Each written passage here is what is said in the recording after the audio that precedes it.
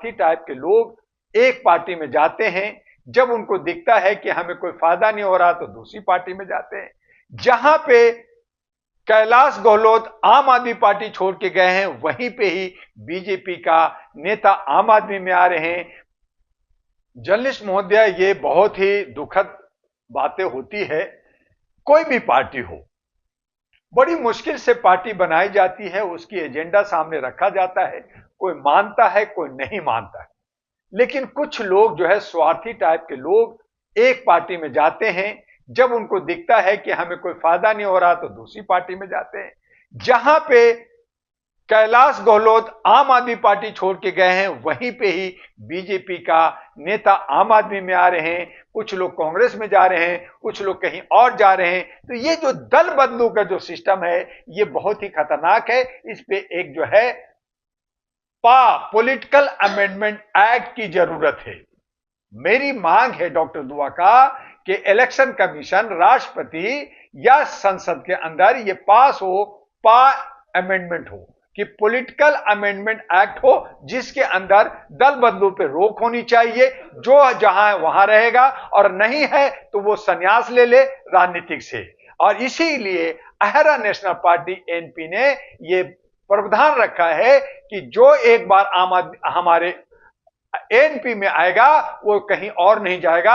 अगर वो जाता है तो उसकी वापसी का रास्ता बिल्कुल बंद हो जाएगा, चाहे वो कितना जो है सातिर हो, कितना फायदेमंद हो, लेकिन उसे फिर एनपी में नहीं रखा जाएगा।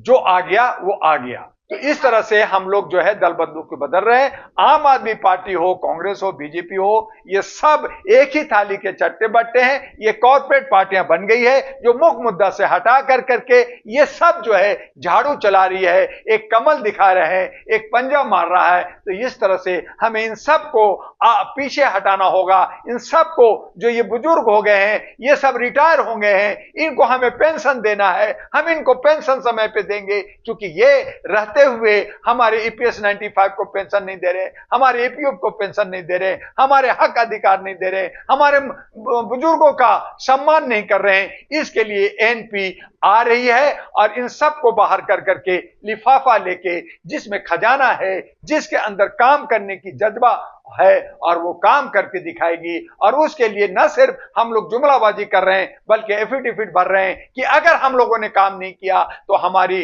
सदस्यता खत्म होगी, हमारी पार्टी निरस्त होगी, हमारे जो है अचल संपत्ति जब्त हो जाएगी और भारत सरकार के अंदर आएगी। और जो ये लोगों ने जुमलाबाजी किया है, 15 लाख देंगे, 2 करोड़ देंगे, डॉक्टर दुआ ऐलान करता है एनपी की तरफ से कि हम भारत के जनता को 20-20 लाख रुपया देंगे। कहां से देंगे? जब 15 नहीं दिया तो 20 कहां से देंगे? उसका जवाब है कि 1947 के बाद ब्रिटिश सरकार गई, कई देशों को उसने मुआवजा दिया, 15-20 कंट्री को, लेकिन भारत को नहीं दिया। हम मुआवजा लाएंगे जो स्विस बैंक में, देश विदेश में, और जो हमारे नेता आज हमारे जो काला धन और जो जमाखोर लोग जमा कर रखे हैं, उनको निकाल कर करके जनता में सही ढंग से बांटा जाए। जितने राजा राजवाड़ा हैं, जितना बब बोर्ड की जमीन है, जितना जो है मठ की जमीन है, उन सबको अगर राज्यीकरण किया जाए, राष्ट्रीयकरण किया जाए, तो मैं समझ सकता हूं, मैं बता सकता हूं कि हमारे नौजवानों को रोजगार भी मिलेगा,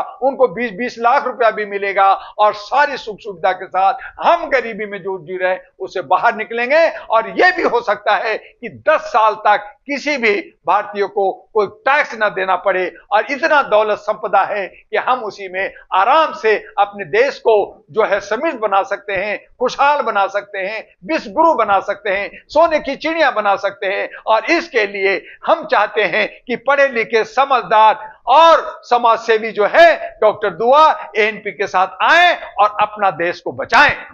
हर पार्टी, जर्नलिस्ट महोदय मैं आपको बीच में ही रोक रहा हूं, हर पार्टी वादा करती है, हर पार्टी मैनिफेस्टो निकालती है, 2-4 मैनिफेस्टो अपने साथी को देती है, मीडिया के सामने एक आध फोटो क्लिक हो जाता है, जनता तक मैनिफेस्टो नहीं पहुंचता, पहली बात। दूसरी बात कि मैनिफेस्टो को हमने कहा कि 500 1000 रुपए के स्टैंप पेपर पर वो एफिडेविट भरें सुप्रीम कोर्ट से और इलेक्शन कमीशन के पास रिकॉर्ड हो। जिस तरह से आप नाम का नॉमिनेशन का एफिडेविट करते हैं उसी तरह से एजेंडा का एफिडेविट करें, दूध का दूध पानी हो जाएगा, लिखतम के आगे वक्तव्य नहीं होगा। जो ये नहीं करते, ये जुमलाबाजी करते हैं, मुख्य मुद्दा से भटका देते हैं। जहां नौजवानों की बात होनी चाहिए, जहां विकास की बात होनी चाहिए, जहां महिलाओं के साथ रेप हो रहा है, मणिपुर हो, महाराष्ट्र हो, चाहे बंगाल हो, चाहे उत्तर प्रदेश हो, सभी राज्यों में कमोबेश महिलाओं के साथ दुर्व्यवहार हो रहा है, उस पर बात नहीं होती। हमारे देश के प्रधानमंत्री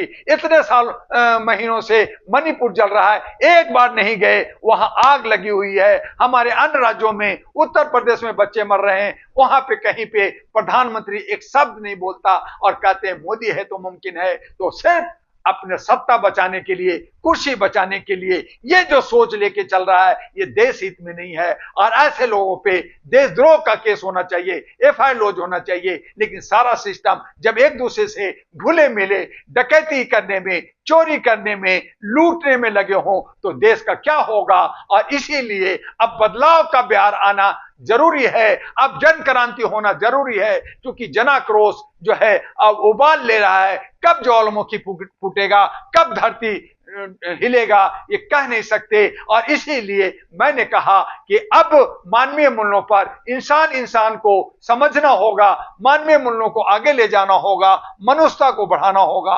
और एएनपी अहरा नेशनल पार्टी जो इन्वेलप लेकर के आ रही है, all India human rights national party, all India human rights national party को हमें प्रतिष्ठापित करना है और देश को बचाना है, संविधान को बचाना है। और ये लोकतांत्रिक जो व्यवस्था है उसमें अपना भागीदारी और हिस्सेदारी लेना है।